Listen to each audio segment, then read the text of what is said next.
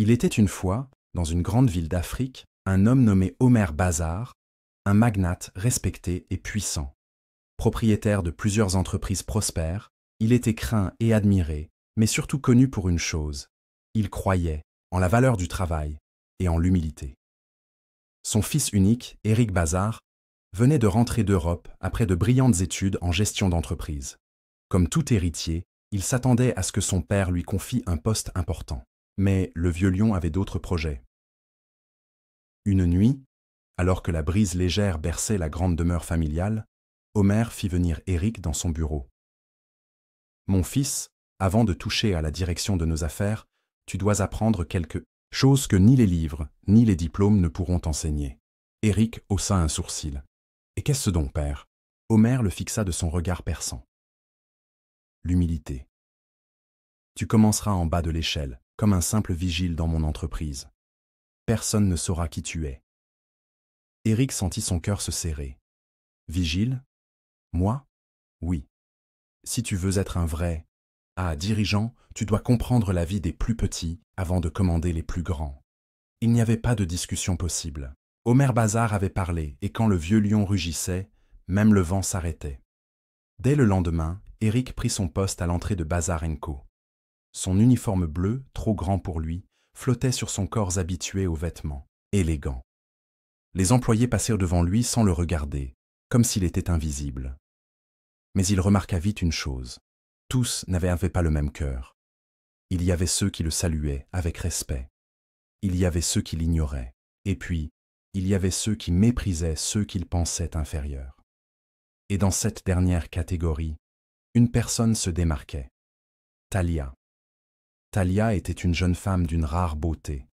Sa peau d'ébène brillait au soleil, comme de l'or noir, ses yeux sombres reflétaient toute l'assurance du monde. Mais sous cette beauté, un cœur rempli d'orgueil battait. Elle travaillait secrétaire assistante, mais elle rêvait d'une vie de luxe, de voitures rutilantes et de dîners mondains. Chaque jour, elle passait devant Éric, la tête haute, sans même un regard. Puis, un matin, elle s'arrêta et éclata de rire. « Toi, vigile, c'est une blague. » Éric leva les yeux vers elle.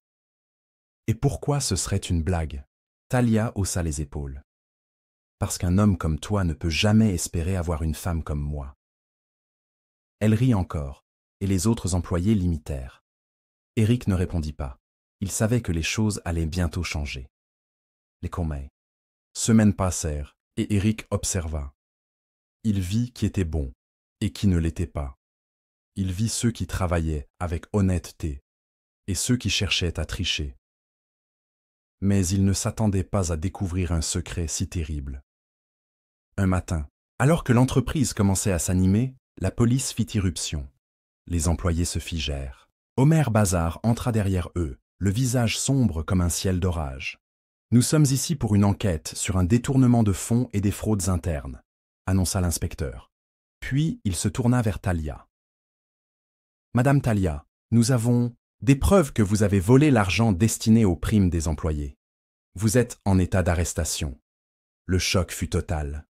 Talia recula, les yeux écarquillés. « Moi, c'est faux!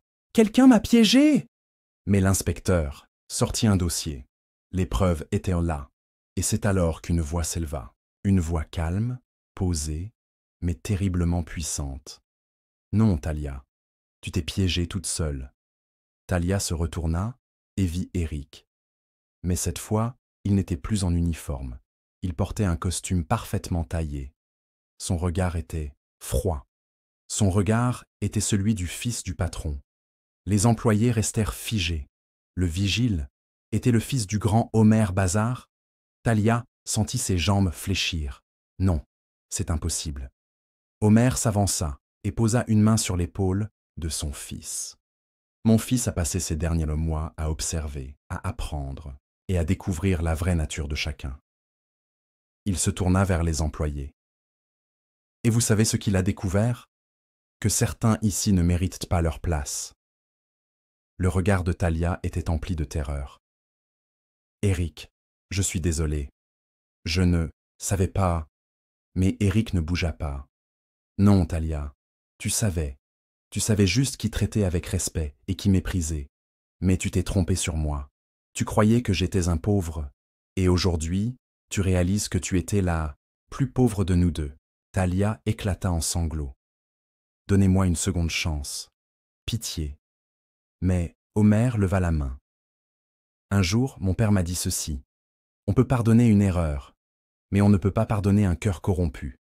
Il se tourna vers les policiers. Emmenez-la. Talia cria, supplia. Mais c'était trop tard. Quelques semaines plus tard, Éric prit la tête de l'entreprise. Il n'était plus un héritier qui pensait tout savoir. Il était un dirigeant qui avait vu la vérité de ses propres yeux. Il récompensa les employés honnêtes. Il renvoya ceux qui ne respectaient pas leur travail. Et Talia? Elle comprit trop tard que la richesse ne fait pas la grandeur d'une personne, mais que l'humilité et l'honnêteté sont les seuls vrais trésors. Le soleil se couchait sur la ville, baignant l'horizon d'une lueur orangée. Derrière les barreaux froids de sa cellule, Talia pleurait en silence, elle qui, il y a quelques jours encore, se pavanait dans l'entreprise, méprisant ceux qu'elle jugeait inférieurs. Se retrouvait déchue, humiliée, rejetée. Son procès avait été rapide. Les preuves contre elle étaient accablantes. Elle fut condamnée à 2 ans de prison ferme, avec possibilité de remise de peine si elle montrait des signes de réhabilitation. Mais pouvait-on changer vraiment quand on avait toujours vécu dans l'orgueil? Les premiers jours en prison furent un enfer. Les autres détenus la regardaient comme une intruse. Certaines se moquaient d'elle, d'autres la menaçaient. Mais ce fut la première visite d'Éric qui lui fit comprendre la gravité de sa situation. Il entra dans la petite salle aux murs gris et s'assit en face d'elle, derrière la vitre, en plexiglas. Talia n'osa même pas lever les yeux. « Pourquoi es-tu là » murmura-t-elle finalement. Le regard d'Éric était calme, mais froid. « Je veux comprendre. » Comprendre quoi? Pourquoi une femme aussi intelligente que toi a choisi de voler? Talia sentit les larmes monter, mais elle se força à rester digne. Tu crois que c'est facile, hein, de vivre avec des rêves de grandeur mais sans moyens pour les atteindre? Beaucoup de gens vivent avec peu et restent honnêtes. Elle serra les dents. Toi, tu ne sais pas ce que c'est de se battre pour survivre. Peut-être. Mais je sais reconnaître une personne qui a encore le choix entre sombrer et se relever. Il se leva, prêt à partir. Ce que tu feras ensuite déterminera qui tu es vraiment. Puis il quitta la salle, laissant Talia seule avec ses pensées. Les mois passèrent. La vie en prison lui apprit ce que c'était que d'être au plus bas. Elle ne riait plus. Elle ne se maquillait plus. Elle n'était plus la femme arrogante d'autrefois. Puis, un jour, un visiteur inattendu vint la voir. Omer Bazar. Le puissant homme d'affaires entra dans la pièce, l'air impassible. « Monsieur Bazar » balbutia-t-elle. Il la fixa, puis posa un dossier sur la table. Une fondation aide d'anciens détenus à reconstruire leur vie. Je pourrais recommander ton dossier. Talia sentit son cœur bondir. Vous feriez ça, pour moi? Ne te trompe pas, Talia, répliqua-t-il froidement. Tu as trahi ma confiance, mais j'ai vu des gens changer, et si tu en es capable, alors, prouve-le. C'était sa dernière chance. Elle accepta. Libérée sous condition, Talia fut envoyée dans un village éloigné pour travailler dans une petite association qui formait des jeunes défavorisés à différents métiers. Au début, elle voulut fuir. Le travail était dur. Elle dormait sur un lit de fortune. Il n'y avait ni luxe, ni admiration. Mais petit à petit, quelque chose changea en elle. Elle vit des jeunes filles qui rêvaient comme elle avait rêvé, mais qui travaillaient avec dignité. Elle vit des mères épuisées, des pères usés par le travail, mais qui ne trichaient pas. Et pour la première fois, elle eut honte de ce qu'elle avait été. Un jour, alors qu'elle enseignait à un groupe de jeunes filles comment gérer un budget, un garçon s'approcha timidement. « Madame Talia, vous pensez que… » Moi aussi je peux réussir, même si je suis pauvre. Elle sentit son cœur se serrer. Oui, mais pas en cherchant la facilité, seulement en travaillant dur et en respectant ceux qui t'entourent. En prononçant ces mots, elle comprit que quelque chose en elle était vraiment en train de changer. 1 an plus tard, elle revint en ville. Elle n'était plus la femme arrogante qui méprisait les autres. Elle était transformée.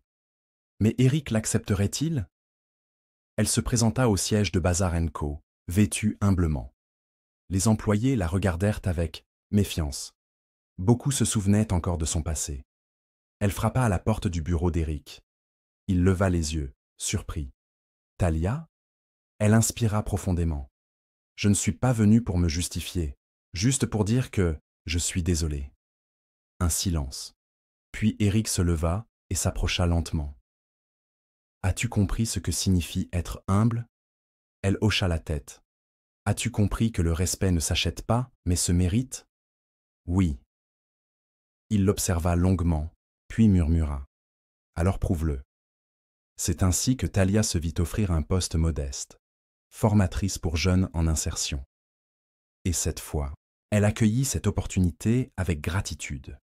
Alors que Talia s'efforçait de reconstruire sa vie, un danger grandissait autour d'Eric.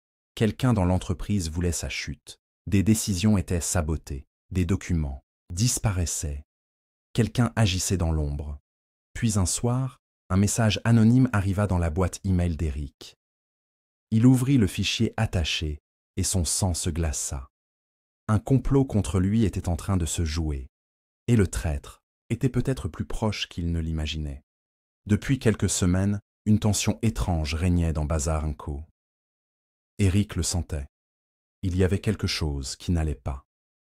Des documents importants disparaissaient, des transactions financières douteuses étaient découvertes, et certains contrats essentiels échouaient sans raison. Quelqu'un voulait sa chute. Un soir, alors qu'il travaillait tard, un message anonyme apparut sur son écran. « Vous êtes en danger. Regardez les comptes de la filiale de Bamako. Quelqu'un vous trahit. » Eric sentit son sang se glacer. Il accéda rapidement au dossier financier et découvrit une anomalie choquante. Des millions détournés, des signatures falsifiées et des noms qui revenaient souvent. Parmi eux, un nom qui brisa tout en lui. Youssou, l'homme de confiance de son père. Youssou était un proche d'Omer Bazar depuis plus de 20 ans. Il gérait des contrats, s'occupait des affaires importantes et était considéré comme un pilier de l'entreprise. Mais derrière cette façade, il tissait une toile de corruption. Il voulait le pouvoir. Il voulait l'entreprise. Et pour cela, il devait détruire Eric. Si vous ne faites rien maintenant, il sera trop tard. Qui envoyait ces messages? Qui savait ce qui se passait dans l'ombre? Il devait agir. Mais il ne savait pas encore que son salut viendrait de la personne qui l'attendait le moins, Talia. Talia était une nouvelle femme. Depuis qu'elle avait retrouvé un emploi à Bazar & Co, elle se contentait de son rôle modeste et faisait tout pour rester à sa place. Mais un jour, elle entendit quelque chose qui la troubla profondément. Dans la cafétéria de l'entreprise, elle surprit une conversation entre 2 cadres. « Tout est prêt. Youssou va frapper bientôt. Il a presque tout verrouillé. » « Et Eric ? » ?»« Il ne se doute de rien. Il va tomber et ce sera terminé. » Talia sentit son cœur s'emballer. Tout son corps lui disait de ne pas s'en mêler. Après tout, Eric ne lui faisait pas confiance. Mais quelque chose au fond d'elle l'empêchait de se taire. Elle ne pouvait pas le laisser se faire détruire. Eric savait qu'il devait faire tomber Youssou avant qu'il ne soit trop tard. Mais, alors qu'il s'apprêtait à réunir le conseil d'administration, il reçut un message troublant. « Youssou sait que vous l'avez découvert. Il va frapper cette nuit.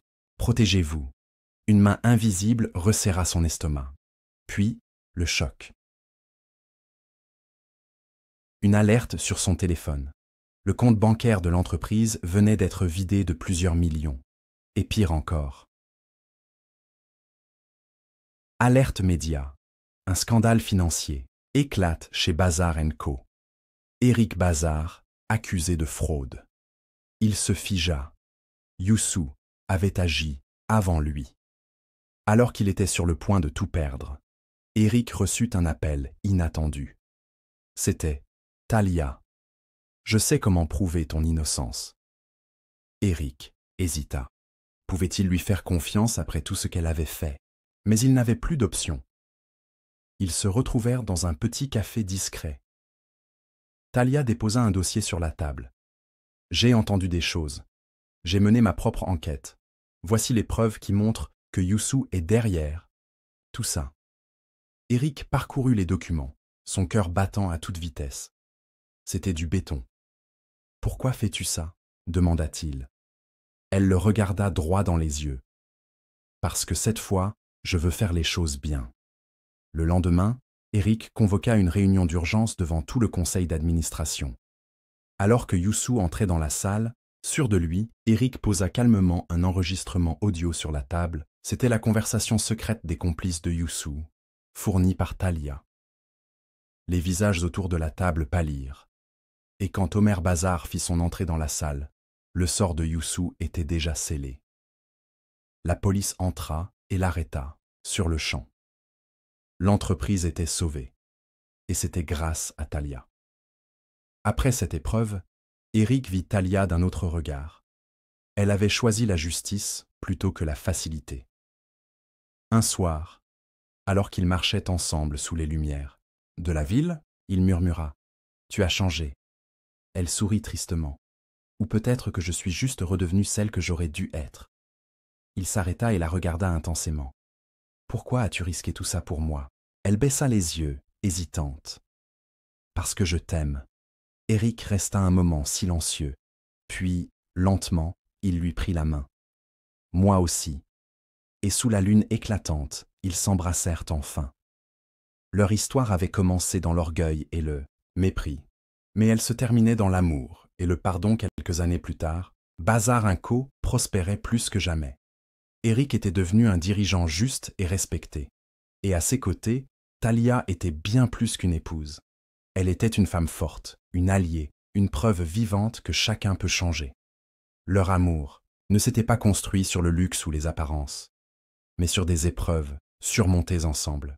Et ainsi, le conte de l'héritier dans l'ombre se termina, par un amour plus puissant que la vengeance. Morale de l'histoire, ne méprise jamais quelqu'un à cause de son statut.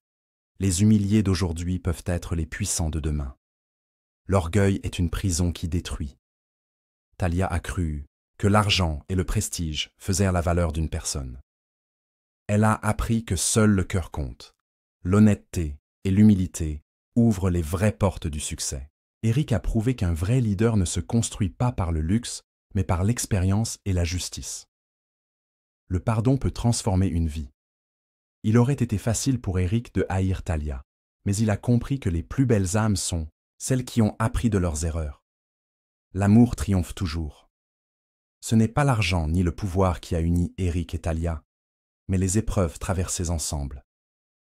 Si cette histoire t'a touché, si elle t'a fait réfléchir, vibrer ou même pleurer, alors fais partie de cette aventure. Like cette vidéo pour montrer que tu apprécies ces récits pleins de sagesse, abonne-toi et active la cloche pour ne rien rater des prochaines histoires inspirantes. Partage cette vidéo à quelqu'un qui a besoin d'entendre ce message. Peut-être que cette histoire changera sa vision de la vie. Merci d'avoir suivi cette histoire jusqu'au bout. À très bientôt pour une nouvelle aventure qui va encore plus te captiver.